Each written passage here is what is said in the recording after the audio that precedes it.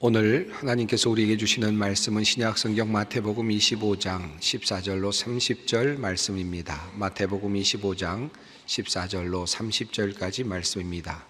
이 계시의 말씀을 봉독할 때 다 함께 살아계신 하나님의 음성을 들으실 수 있기를 바랍니다.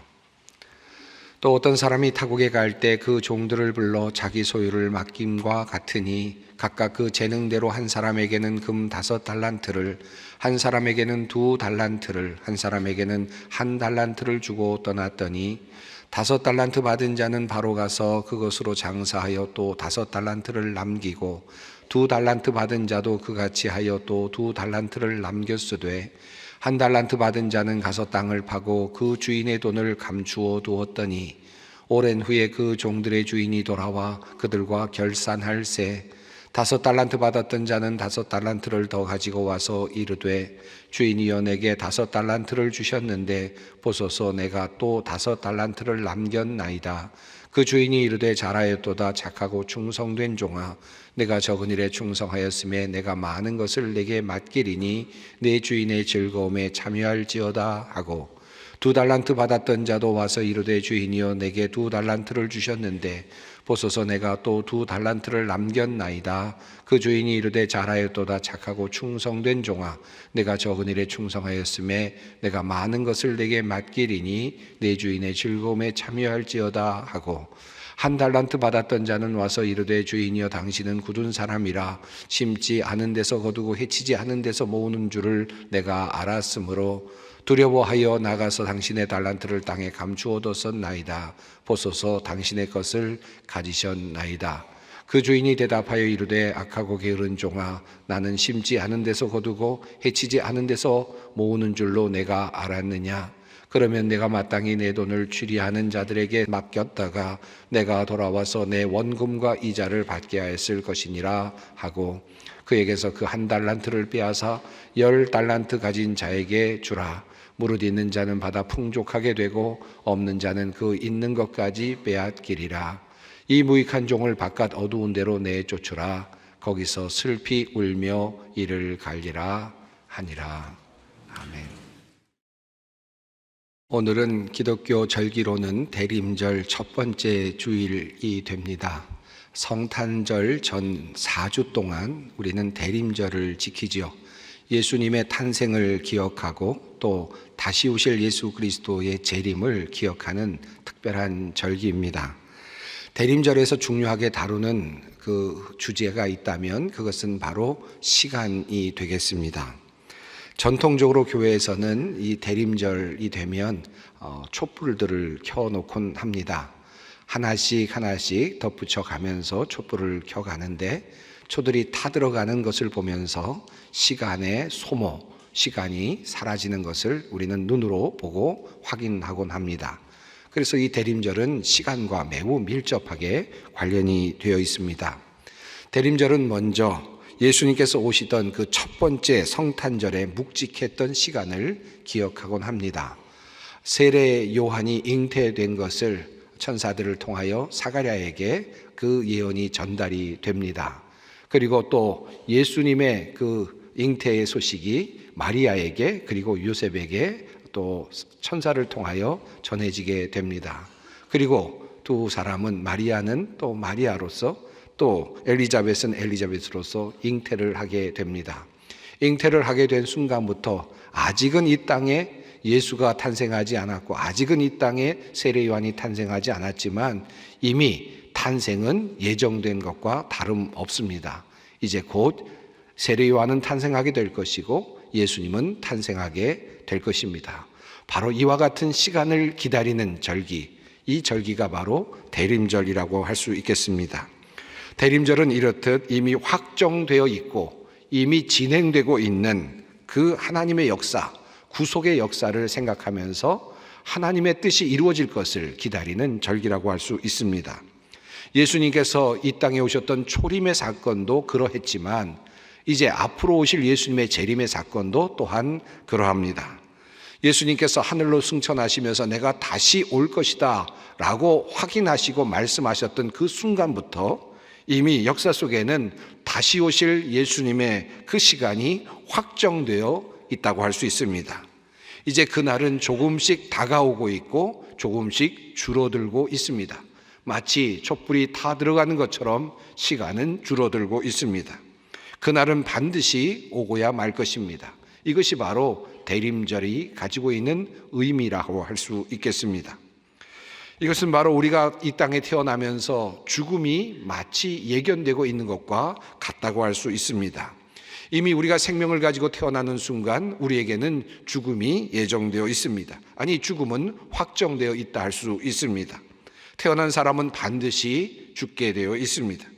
이미 모든 생명을 가진 것들에게 예정된 것은 바로 죽음이라 할 수 있습니다. 바로 이 사실을 알고 깨닫고 살아가는 것, 이것이 바로 대림절의 중요한 지혜라고 할 수 있습니다. 자, 그렇다면 예수님께서 이 땅에 오시는 그날, 예수님께서 재림하시는 이 날, 그리고 이 세상이 마지막이 되는 바로 그 순간, 그날은 어떤 일이 일어나는가? 또 개인적인 종말로 말한다면 우리가 죽은 후에 우리는 어떤 일을 경험하게 되는가 하는 것에 대하여 성경은 우리에게 분명하게 말씀을 합니다. 성경은 분명하게도 예수님께서 다시 오실 때에 우리의 삶에 대하여 반드시 심판하신다라고 그렇게 말씀하고 있습니다. 예수님께서 다시 오신 후에 우리가 어떻게 살았는지에 대하여 결산하실 것이다 라고 성경은 분명하게 말씀합니다. 자, 그렇다면 우리가 그 예수님의 재림을 어떻게 준비할 것인가, 예수님의 그 재림의 순간에 우리는 어떤 모습으로 주님을 만날 것인가 하는 것이 우리 기독교인들에게는 매우 중요한 주제가 아닐 수 없습니다. 어떻게 준비할 것인가? 오늘의 본문 말씀은 그것과 관련된 매우 중요한 지혜를 우리에게 말씀하고 있습니다. 마태복음 25장에는 세 가지 비유가 나옵니다. 이 모두가 다 시간과 관련되어 있고 마지막 때와 관련되어 있는 내용들입니다. 우선 10처녀의 비유가 나오고 있고, 그리고 달란트의 비유가 나오고 있고, 양과 염소로 나누시는 예수님의 재림의 모습이 나타나고 있습니다. 우선 첫 번째인 신랑을 기다리는 10처녀의 비유 속에서 하나의 의미가 담겨져 있는데, 그것은 바로 주님께서 언제 오실까 하는 것과 관련되어 있는 것입니다. 주님은 과연 언제 오시는가? 이제 주님은 어느 시점에 오실까? 라고 하는 것에 대한 주님의 교훈의 말씀입니다. 예수님께서는 우리 많은 사람들이 주님이 어느 시점에 오실까, 그 시점에 대해서 관심을 갖는 것에 대해서 도리어 주의를 환기시키셨습니다. 그리고 예수님께서는 주님께서 주인이 언제 올지 알 수가 없다, 그것을 분명하게 말씀하여 주셨습니다. 10처녀의 비유는 그 주님의 재림이 결코 우리가 예상하는 때에 이르지 아니한다, 우리의 예상을 벗어날 수 있다라고 하는 사실을 말씀하고 있는 것입니다. 그리고 이어지는 비유가 바로 달란트의 비유입니다. 이 비유의 말씀 속에도 역시 시간에 대한 내용이 나오는데, 이 시간은 시점에 대한 것이 아니라, 어떤 타이밍에 대한 것이 아니라 긴 시간의 의미가 담겨 있습니다. 즉 주인이 떠나는 시점부터 시작해서 주인이 다시 오는 시점까지의 그 긴 시간의 그 길이를 말씀하고 있습니다. 그동안에 어떻게 살아야 할 것인가, 그 기간 동안 우리는 어떤 삶을 살아야 할 것인가에 대한 교훈의 말씀이 담겨 있습니다. 우리로 말한다면, 우리들의 삶으로 말한다면, 우리에게 생이 주어지고 그리고 우리의 생이 마치는 그 순간까지, 또는 이 세상에 살다가 주님 오실 그때 주님을 만나는 그 시점까지 우리는 어떤 자세로 살아야 될 것인가에 대한 매우 중요한 교훈을 달란트의 비유가 우리에게 말씀하고 있습니다. 자, 이런 관점을 가지고 오늘 본문을 한번 살펴보겠습니다. 여러분이 잘 알고 계시는 이 본문의 줄거리는 간단히 말씀드리면 이렇습니다. 주인이 타국에 가기 전에 종들을 불러서 각각 재능대로 자기 소유를 맡겼습니다. 2달란트 받은 종과 5달란트 받은 종은 바로 가서 그것으로 장사를 시작했고, 1달란트 받은 종은 가서 땅을 파고 그것을 묻어두었습니다. 주인은 한동안 돌아오지 않았는데 후에 그가 돌아와서 종들과 함께 결산을 하게 되었습니다. 2달란트 받은 종과 5달란트 받은 종은 각각 2배의 이윤을 남겼다고 주인에게 보고하였습니다. 주인은 그들에게 잘하였도다 착하고 충성된 종아라고 칭찬하면서 주인의 즐거움에 함께 참여하라라고 그렇게 칭찬의 말을 해 주었습니다. 반면에 1달란트 받은 종은 땅에 묻어두었던 그 달란트를 가지고 와서 주인에게 보여주었습니다. 그러자 주인은 그에게 악하고 게으른 종이라고 그렇게 책망을 하였다라고 하는 내용입니다. 이것이 바로 달란트 비유의 줄거리입니다. 여러분, 이 비유를 아마도 많이 들어오셨을 것입니다. 예수를 믿지 않는 분들, 교회 다니지 않는 분들조차도 달란트 비유 정도는 잘 알고 있다고 할 수 있겠죠. 아마도 많은 경로를 통해서 이 본문 말씀을 읽었고 여러분도 묵상을 하셨을 것입니다. 여러분, 이 비유를 읽으면서 어떤 불편한 마음이 드셨나요? 저는 이 비유를 읽으면서 한 가지 아쉬운 점이 늘 있었습니다. 그것은 왜 주인이 종에게 차별적으로 달란트를 나누어 주었을까 하는 그런 의문이었습니다. 차라리 똑같이 지급했더라면 더 비교하기가 쉽지 않았을까? 정말 충성된 종과 아닌 종을 구별하기가 더 쉽지 않았을까 하는 그런 생각을 하곤 했습니다. 1달란트 받은 종의 입장에서 본다면 불만이 생길 수밖에 없었겠죠. 더 많이 받은 달란트를 받은 사람을 보면서 불만이 생기지 않았을까? 그것이 결국 사업에 대한 동기부여를 약하게 하고 결과적으로는 그 달란트를 땅에 묻어두게 한 것이 아닐까 하는 그런 생각이 들곤 하기 때문입니다. 요즘은 공평이라든지 공정이라고 하는 것에 관심들이 참 많습니다. 특별히 젊은이들은 이러한 공정에 대해서 지대한 관심을 가지고 있습니다. 특히 임금의 문제와 관련해서는 더욱 그러합니다. 자, 주인이 종들을 차별한 것 아니냐라고 그렇게 물어볼 수도 있지 않을까 하는 생각이 드는 것입니다. 그러나 하지만 이 관점은, 이러한 생각은 오늘의 비유를 그 비유가 가지고 있는 의도를 오해한 데서 비롯됐다고 할 수 있겠습니다. 몇 가지 점에서 그러합니다. 우선 성경은 이 비유 속에서 인간의 아주 분명한 현실을 정직하게 다루어 주고 있습니다. 세상에 모든 사람들이 공평하게 살아가는 것이 아니라 세상에는 다양한 사람들이 다양한 환경에서 살아가고 있다고 할 수 있겠습니다.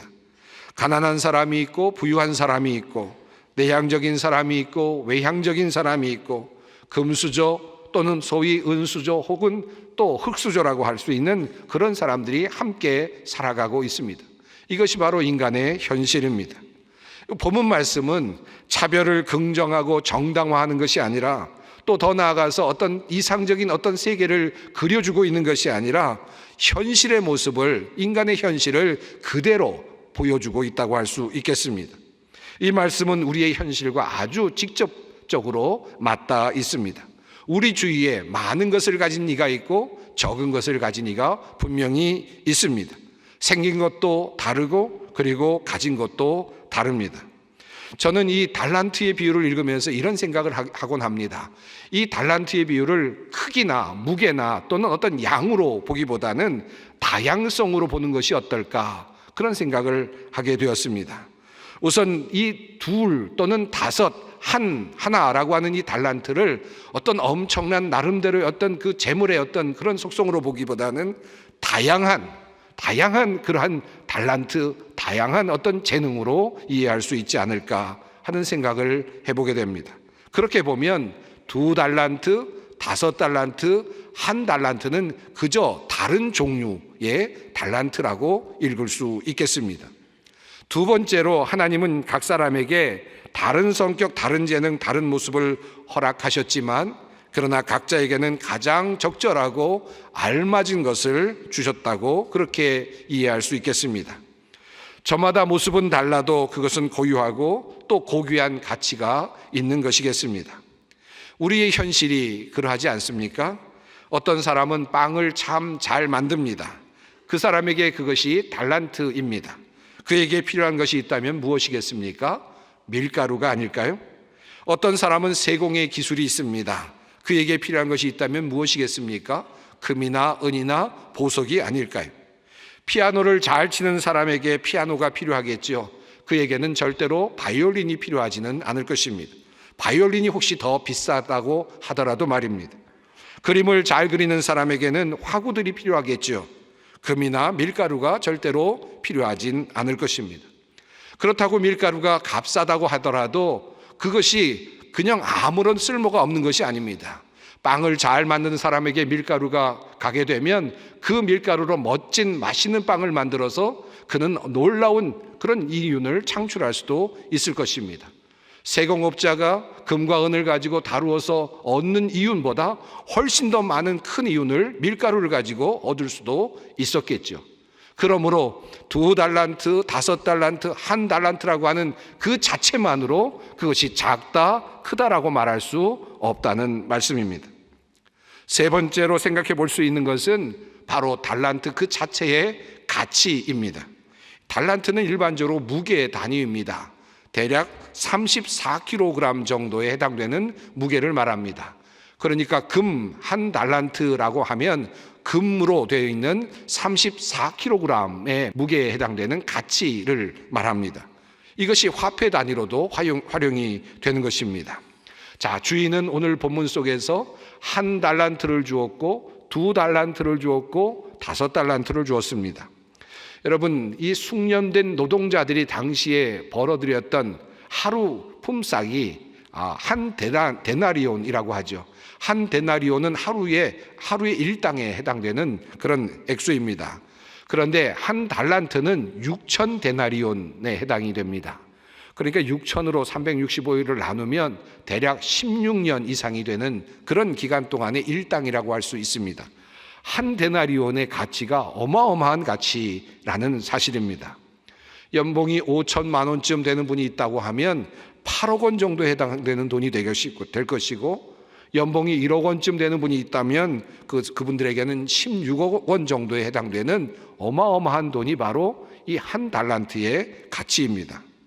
자, 본문에 나오는 이 종은 요즘 말로 또는 우리가 이해하기 좋게는 노예라고 보아도 아마 타당할 것입니다.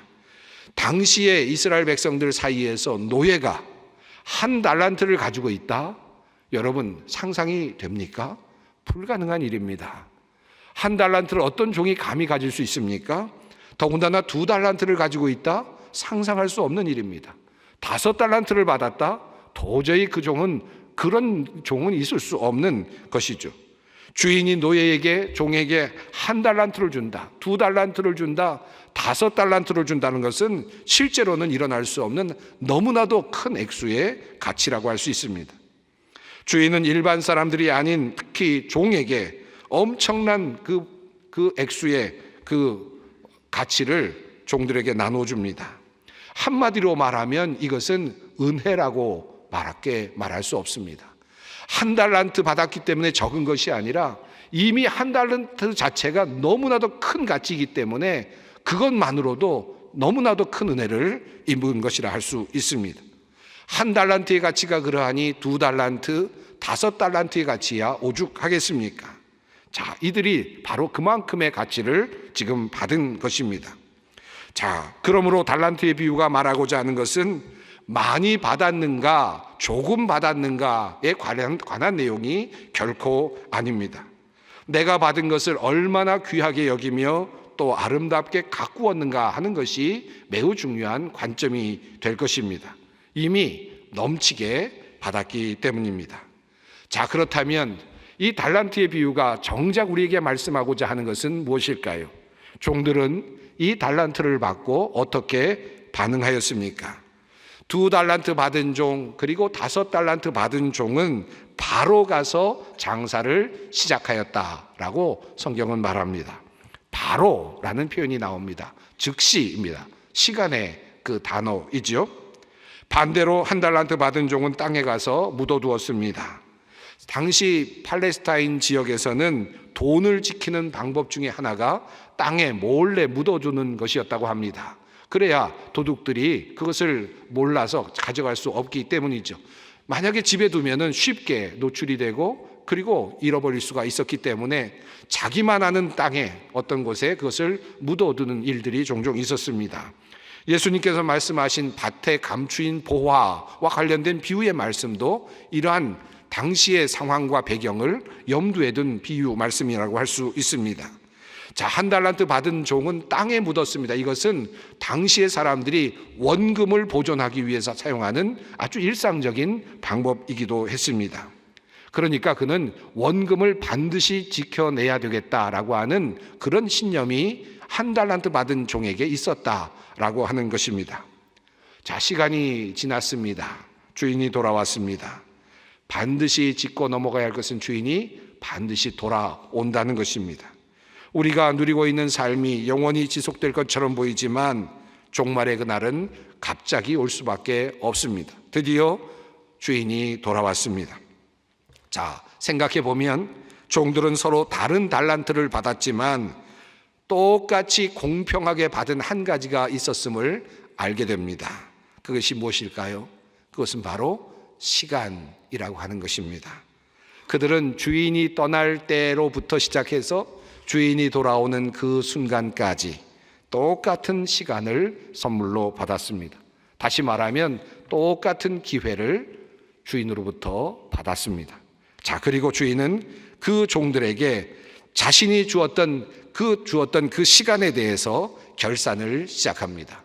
언뜻 보면 물질, 달란트에 대해서 결산을 시작하는 듯 보이지만 달란트 더하기 시간에 관련된 결산을 하려고 하시는 겁니다.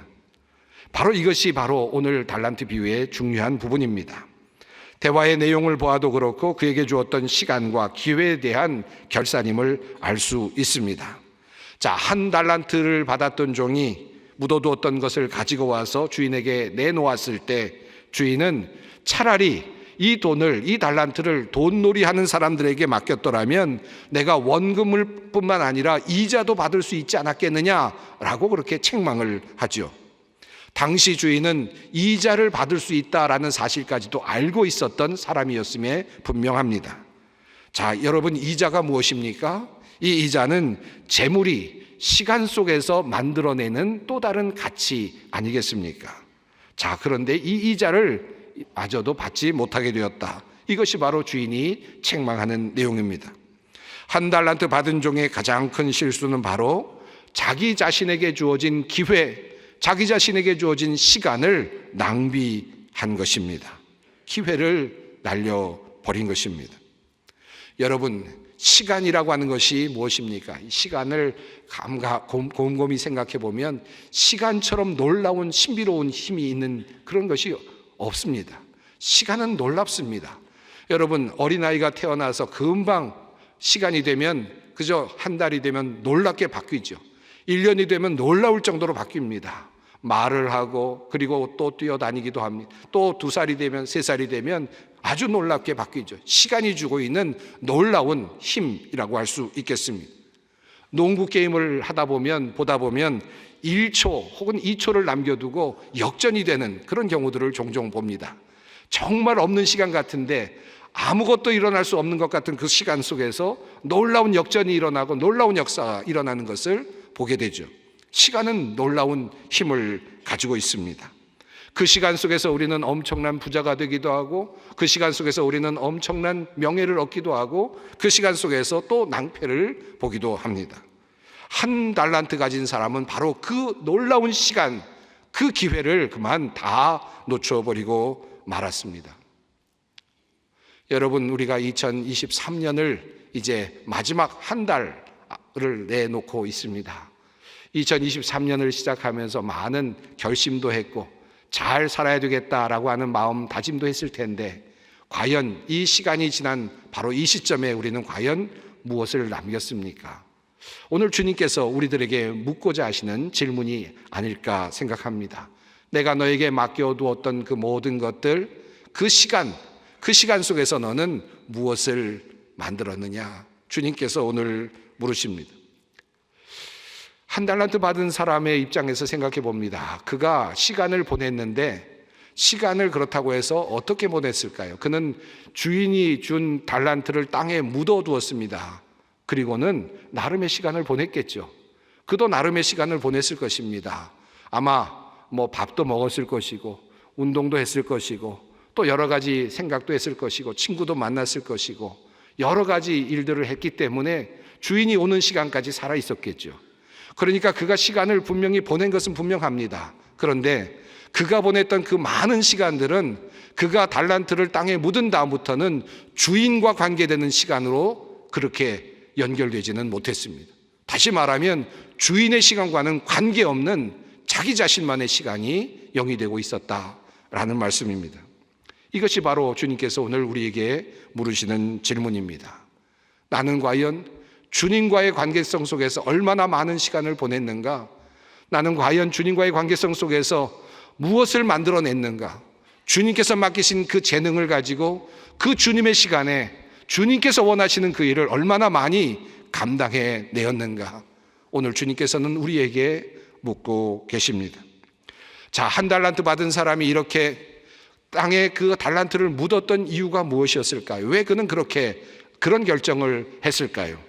그렇게 한 이유가 그 주인과 한 달란트 받은 종의 대화 속에 잘 나타납니다. 그는 주인을 향하여 이렇게 말하죠. 당신은 굳은 사람입니다. 그리고 말합니다. 그리고 심지 않은 데서 거두고 해치지 않은 데서 모으는 사람입니다. 라고 그렇게 말합니다. 한마디로 말하면 주인을 두려워하였습니다. 그 안에는 두려움이 존재하고 있었습니다. 그 주인은 그의 주인은 두려운 존재요, 무서운 존재요, 공포스러운 존재요, 불합리한 존재요, 욕심 많은 그런 존재입니다. 주인의 화를 피하여야만 되겠다라고 하는 생각에 이르렀고 원금이라도 그저 보존해야 되겠다라고 하는 생각이 들었던 것입니다. 그것이 바로 땅에 달란트를 묻게 된 동기였습니다. 한번 생각해 보십시다. 주인은 어떤 사람입니까? 달란트를 왜 종에게 맡겼을까요? 만약 첫 번째로 자신이 가지고 있는 그 많은 달란트를 온전하게 원금이라도 보존하기를 원하였다면 주인은 종들 모르는 곳에 나름의 어느 땅에 그것을 묻어두고 갔겠죠. 그렇게 해서 원금을 보존하려고 했을 것입니다. 그런데 주인은 그렇게 하지 않았습니다. 소소한 이득을 얻기를 원하였다면 그는 어떤 결정을 했을까요? 돈놀이를 하는 사람들에게 그 달란트를 맡기고 돌아와서 이자를 구하였을 것입니다. 어느 정도의 이익을 그는 충분히 예상할 수 있었을 것입니다. 만약에 큰 이익을 얻기를 원하였다면 어떻게 했을까요? 종에게 맡겼을까요? 그러진 않았을 겁니다. 종에게 맡기면서 큰 이익을 내기를 아마 기대하지는 못했겠죠. 아마도 큰 이익을 내기를 원했다면 아마도 전문적인 투자를 할 수 있는 사람에게 그것을 맡기고 기대를 하고 돌아왔겠죠. 종에게 그 주인이 맡겼다는 의미는 상당히 다른 그런 의미가 있습니다. 그리고 그것을 막대한 양을 맡겼다는 것도 그러합니다. 만약에 5달란트를 받은 종이 주인이 떠난 틈을 타서 도망을 가기라도 했다면 어떡하겠습니까? 2달란트 받은 종이 그것을 가지고 도망을 갔다면 어떡할까요? 평생 먹고도 남을 돈인데 1달란트 받은 종이 가지고 도망을 갔더라도 마찬가지였겠습니다. 주인은 종들에게 막대한 것을 맡겼고 사실은 그들에게 신뢰를 준 것입니다. 1달란트 받은 종, 2달란트 받은 종, 5달란트 받은 종이 서로 다른 가치의 달란트를 차별적으로 받기는 했지만 그럼에도 불구하고 똑같이 받은 것이 시간 외에 또 하나가 있습니다. 그것은 바로 주인의 신뢰였습니다. 주인은 그 모든 세 종을 다 신뢰하였고 그들에게 평생 동안 벌어야 얻을 수 있는 1달란트 이상을 각각 맡겼습니다. 그리고 그 신뢰에 대하여 그 종들이 충성된 모습을 보여주기를 원하였습니다. 만약에 종들이 후에 손해를 보았다면 어떻게 하였을까요?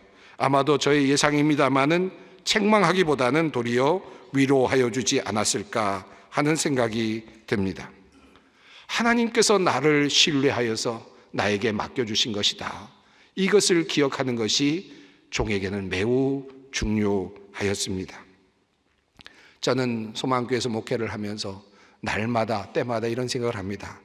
나 같은 사람에게 왜 이 큰 일을 맡겨주셨을까? 참 자신도 없고 그리고 또 두려울 때도 참 많습니다. 그럼에도 불구하고 이 말씀을 읽으면서 마음에 다짐하는 것은 그럼에도 불구하고 하나님께서 나를 신뢰하고 계시겠지. 신뢰하고 맡기셨으니 충성을 다하자라는 마음으로 감당을 하려고 합니다. 저는 종종 장애인 부모님들을 볼 때마다 이런 말씀을 드립니다. 참 귀한 일을 맡으셨습니다. 저는 마음에 이런 마음이 듭니다. 전에도 말씀드렸습니다마는 장애인을 꼭 이 땅에 살 수밖에 없는데 누구에게 맡길까 보시다가 이 사람에게 맡기면 되겠구나, 이 사람을 맡기면 신뢰할 만하겠구나 라고 여겨져서 장애인들을 그 부모에게 맡긴 것이 아닐까, 그런 마음으로 참 대단하십니다 라는 말씀을 종종 드리곤 합니다. 하나님의 신뢰가 있기 때문에, 주인의 신뢰가 있기 때문에 우리에게 그 일이 맡겨진 것입니다. 어려우면 어려운 대로, 그리고 작으면 작은 대로, 크면 큰 대로 주님의 신뢰가 우리에게 있습니다. 그러므로 달란트를 받은 모든 사람들이 해야 할 한 가지는 그 주인에 대한 충성입니다. 오늘 모두 우리의 시간이 모두 끝나는 날에 주님은 우리에게 물으실 것입니다. 내가 너에게 주었던 그 시간 동안 너는 나를 위하여 무슨 일을 하였느냐? 내가 너를 그토록 신뢰하고 너에게 무엇인가를 맡겼는데 그 신뢰에 대하여 너는 나에게 어떻게 보답하였느냐? 주님께서 물으실 그 질문에 대답할 것을 준비하는 오늘이 되기를 바랍니다. 기도하겠습니다. 사랑의 하나님, 우리에게 2023년이라는 시간을 주시고 기회를 주시니 감사합니다. 이제 한 달여 남은 올해를 돌아보며 주님께서 오실 대림절, 그날에 주님 앞에서 우리의 인생을 계산할 것을 생각합니다. 주님께서 시간을 주시고 재능도 주셨지만 우리는 게을렀으며 또한 주님의 진정한 마음을 이해하지 못한 채로 살았음을 회개합니다. 우리에게 주신 시간 속에서 주님을 사랑하며 행하게 하시고 열심을 다해 맡겨주신 일을 감당케 하옵소서. 예수님의 이름으로 기도드립니다.